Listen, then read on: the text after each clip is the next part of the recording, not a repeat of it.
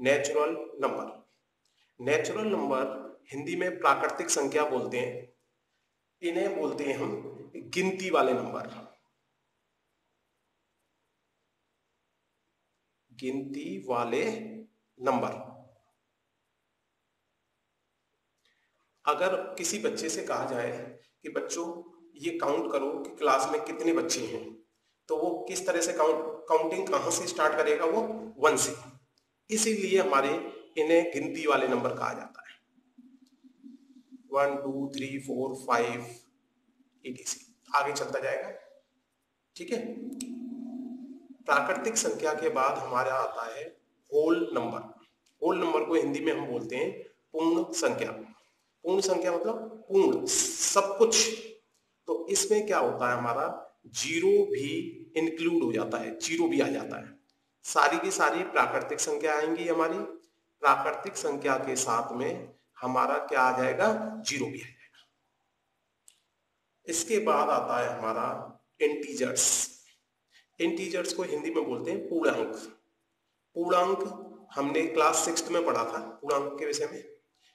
पूर्णांक जो होता है, क्या होता है? Negative sign of natural number. अगर हम प्राकृतिक संख्याओं में नेगेटिव साइन लगा दें, जैसे -1, -2, -3, इधर की साइड कितना भी चलते जाओ, जीरो भी आएगा इसमें, 1 भी आएगा, 2 भी आएगा, 3 भी आएगा। इसी तरह हमारी चलती जाएंगी प्राकृतिक संख्या। मतलब सभी प्राकृतिक संख्या आ जाएंगी, जीरो आएगा, और हम negative sign of natural number, negative मतलब ऋणात्मक, जो हमारे प्राकृतिक संख्या हैं उनमें हम ऋणात्मक साइन लगाते हैं। इसके बाद आता है हमारा इवन नंबर। इवन नंबर को हिंदी में बोलते हैं हम सम संख्याएं। सम संख्याएं वो संख्याएं होती हैं जो हमारी 2 से डिवाइड हो जाए। जो भी संख्या हमारी 2 की टेबल में आ जाए। 2 की टेबल में आने का मतलब यह है कि किसी संख्या को यदि हमने 2 से डिवाइड किया और उसका हमारा शेषफल जो है वो क्या बन जाए? जीरो। यदि किसी संख्या का शेषफल जीरो बचता है 2 से डिवाइड करने के बाद, तो ऐसी सभी संख्या को हम क्या क्या बोलते हैं? इवन नंबर, सम संख्याएं। 2 4 6 8 10 12 इस तरह से चलती जाएंगी। Odd number. ऑड नंबर की जो परिभाषा है वो ये है, यदि किसी संख्या को हमने 2 से डिवाइड किया और शेषफल हमारा 1 बचे, जैसे 1 3 5 7 9 11 16। इसके बाद आता है हमारा प्राइम नंबर।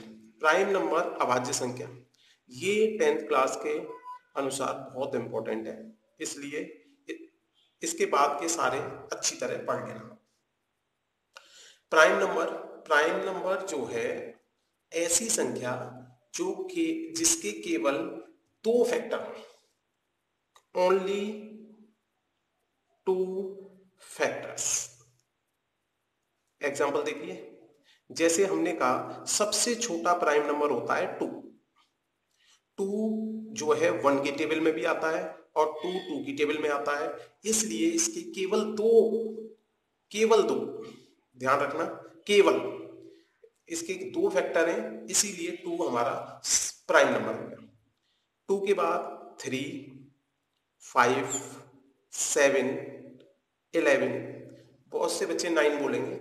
9 1 की टेबल में भी आएगा, 3 की टेबल में भी आएगा, 9 की टेबल में भी आएगा, इसलिए 9 जो है हमारा प्राइम नंबर नहीं होगा।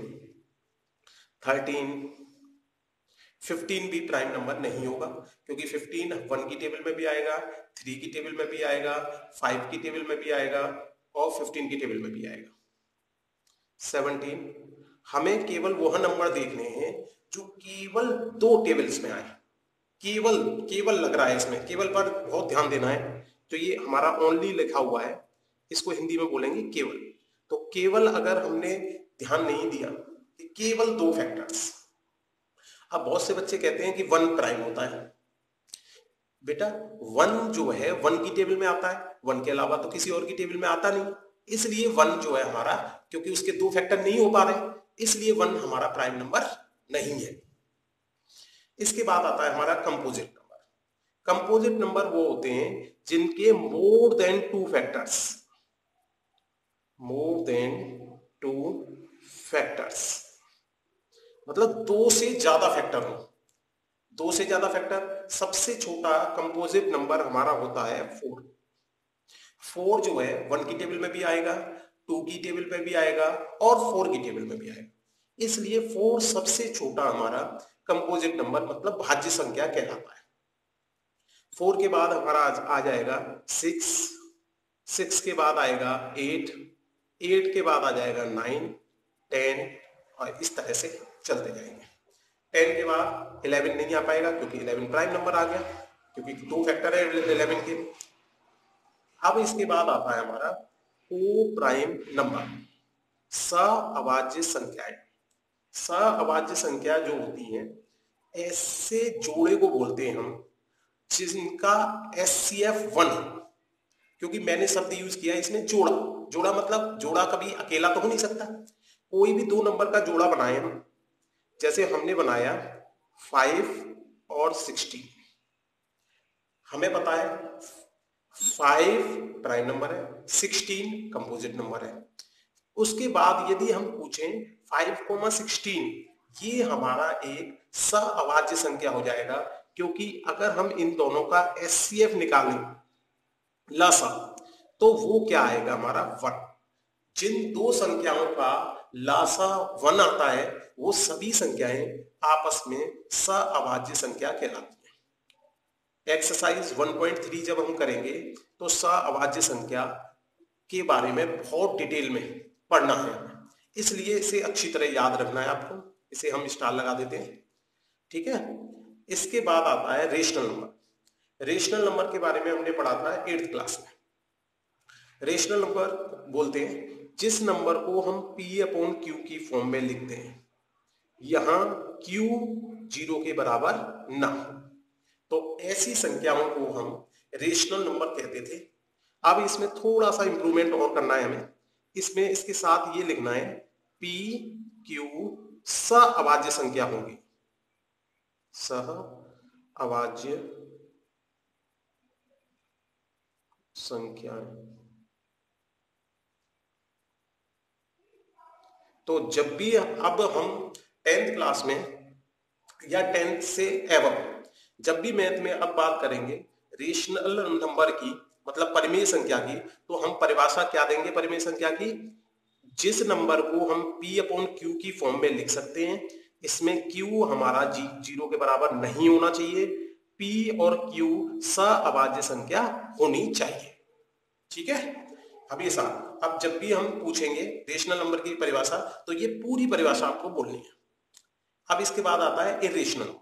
इरेशनल नंबर वह नंबर होते हैं जिन नंबरों को हम non terminating non repeating number बोलते हैं। नॉन रिकरिंग भी वो शब्द यूज करते थे, नॉन रिपीटिंग भी यूज कर सकते हैं नॉर्मल भाषा में। तो ऐसे नंबर जिन जैसे √2, इन नंबरों का अगर हम जैसे √2 की वैल्यू देखें 1.41 और आगे चलते जाओ कभी समाप्त नहीं होती। √3 1.73 और सो ऑन, बढ़ते जाओ कभी समाप्त नहीं होगी। तो ऐसे नंबर जो कभी समाप्त ना हो, कभी रिपीट ना हो, वो सभी नंबर हमारे कैसी संख्याएं कहलाती हैं? अपरिमेय संख्याएं। इसके बाद हमारा आता है रियल नंबर। रियल नंबर के अंदर सारे के सारे रेशनल नंबर और सारे के सारे इरेशनल नंबर। तो हम कह सकते हैं रियल नंबर के अंदर सभी रेशनल और इरेशनल नंबर आ जाते हैं। ऐसे नंबर्स को हम बोलते हैं रियल नंबर, जो हमारा चैप्टर का नाम है। इसके बाद अगर आप 11th में मैथ लेंगे तो एक नया नंबर और आएगा, कॉम्प्लेक्स नंबर। कॉम्प्लेक्स नंबर हम 11th क्लास में पढ़ेंगे। जब कभी भी रियल नंबर और इमेजिनरी नंबर को मिला दिया जाए, एक ऐसा सेट जिसमें कि रियल नंबर और इमेजिनरी नंबर को मिला दिया जाता है, उस सेट को हम